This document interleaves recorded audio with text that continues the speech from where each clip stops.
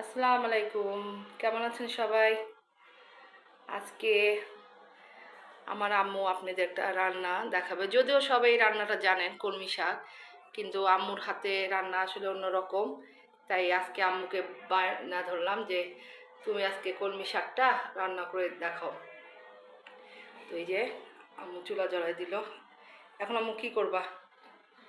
এটা বসাবে? আচ্ছা, ঢাকনা তো একটু পরে লাগবে না? আচ্ছা, বিসমিল্লাহ।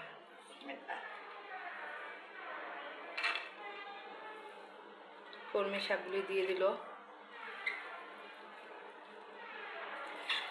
সবাই কলমি শাক রান্না করতে পারেন, ইউটিউবে কলমি শাক রেসিপি দিলে অনেকের রান্না আসে। তো আসলে সবার মার হাতের রান্নাই সবার মজা লাগে। তাই আমার মা কীভাবে রান্না করে একটু আপনাদের সাথে আজকে শেয়ার করছি। এটা এমন না যে আমার মা স্পেশাল রান্না করতে পারে, তা না। আমার মার হাতের রান্না আমার ভালো লাগে, আর কিভাবে করে সেটা একটু আপনাদের সাথে শেয়ার করছি। এখন দিয়ে দিচ্ছে লবণ, শাক দিল, চিংড়ি মাছ দিয়েছে, লবণ দিল,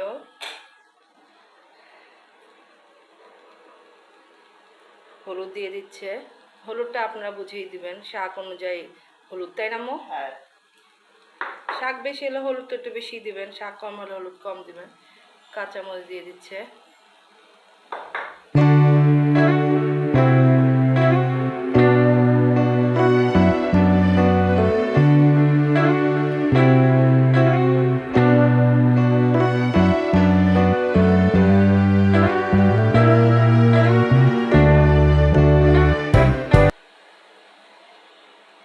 পেঁয়াজ দিয়ে দিল।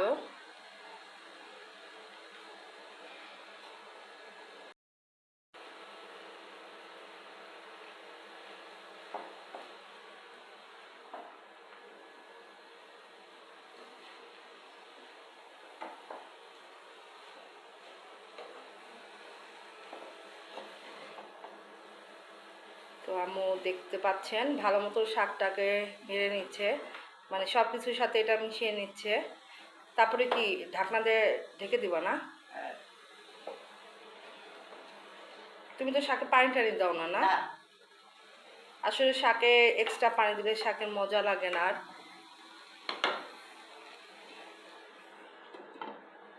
তো এই যে আম্মু শাকটাকে ঢেকে দিল। এখন কি হবে আম্মু? শাকটা নরম হবে। নরম হওয়ার পর পর কি আবার বাগার টাকা দিবা? হ্যাঁ, পরে বাগার দিব। আচ্ছা, এটা শাকটাকে ভালো মতো নরম হলে পরে ওই যে রসুন দিয়ে একটু পেঁয়াজ দিয়ে আবার সুন্দর করে এটাকে বাগার দিবে। তো শাকটা হতে থাকুক, আমরা একটু পরে আবার চলে আসছি। তো এই দেখুন মাশাল্লাহ, জিনিস শাকটা মজে গিয়েছে। এখন আরেকটু মজা বানামো। হ্যাঁ, এটা আরেকটু মজবে, মজা হয়ে গেলে তখন বাগার দিবে। তবে আপনাদের ভিডিও দেখাচ্ছি, কিন্তু টেস্টটা তো দেখাতে পাচ্ছি না, বুঝাতে পারছি না। টেস্টটা আসলে আলহামদুলিল্লাহ মজা হয়েছে। মানে এখনও বাগার দেয়নি, তারপরে অনেক আমি একটু লবণ দেখলাম যে না, খুব মজা হয়েছে। আর যখন বাগার দেওয়া হবে তখন তো আলহামদুলিল্লাহ। আসলে আমরা তো এখনকার যারা ব্যস্ত জীবনের মানুষ, তাড়াহুড়া করে সব রান্না করি, কিন্তু যারা আগে কালের মানুষ তারা তো খুব আস্তে ধীরে সুন্দর করে রান্না করে। তো এই যে যাদের মা খালারা এখনও রান্না বান্না করেন তারা তো বুঝবেন কি আস্তে ধীরে নিখুঁতভাবে কাজ করে। তো আম্মু ওই যে অনেকক্ষণ ধরে এটাকে সিদ্ধ করে নিল, মানে পানিটাকে একদম শুকিয়ে নিছে, কোনো পানি দেওয়া হয় না, এটার মধ্যে তেলও দেয় নাই। পরে তেল, রসুন আর পেঁয়াজ দিয়ে এটাকে বাগার দেওয়া হবে। আর একটু হলুদ তো দিয়েছিল, দেখেছেন। পুরাটা এটা হোক, তারপর আবার আসছি। তো এটা যে হয়ে গেল, মানে এখনো পুরাপুরি হয় নাই, এটাকে পানিটা টেনে নিল আম্মু। এখন যাবে হচ্ছে বাগারে।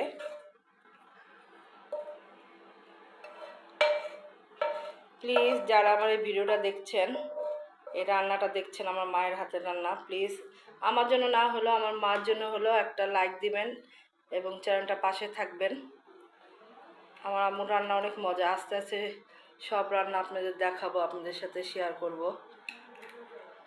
আসলে সময় পাই না, বাচ্চা নিয়ে দৌড়াদৌড়ি, তারপরে আমার তো একটা ফ্রোজেনের বিজনেস আছে জানেন, ওইটার জন্য সময় দিতে হয়।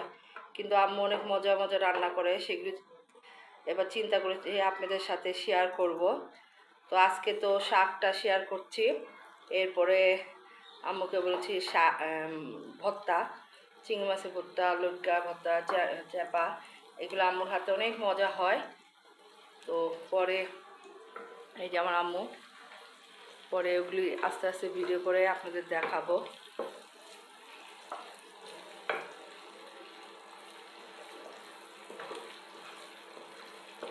এই যে এখন তেলের মধ্যে রসুন দিয়ে দিল আর একটু পেঁয়াজ, এটাকে এখন ভালো মতন ভেজে তারপর শাকটা দিয়ে দিব না। হ্যাঁ,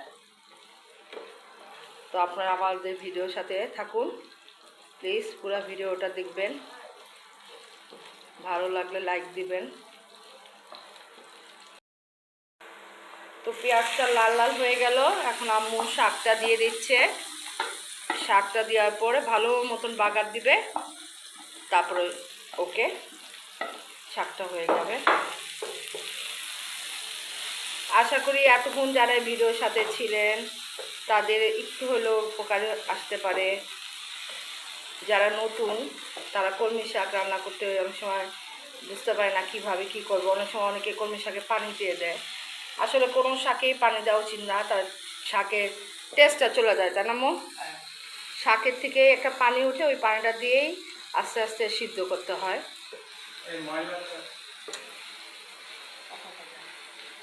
তো এই যে দেখুন ফাইনাল লুক, মাশাআল্লাহ।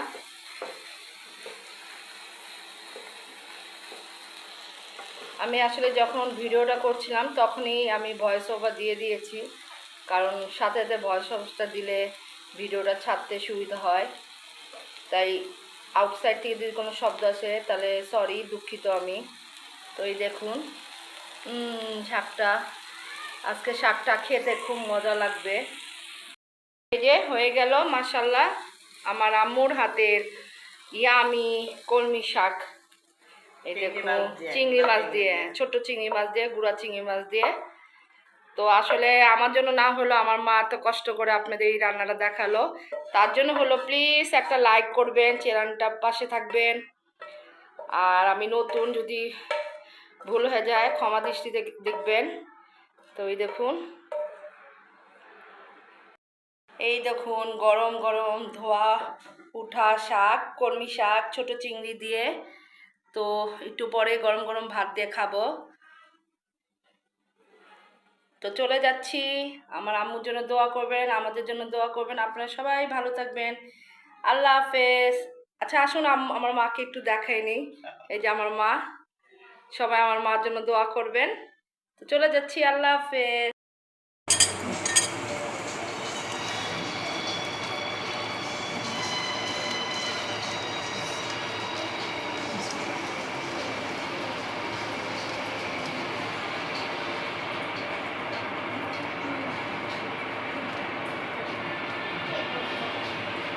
আলহামদুলিল্লাহ অনেক মজা হয়েছে। এই দেখেন আম্মুর হাতে কলমি শাক, আসলে অনেক মজা হয়েছে।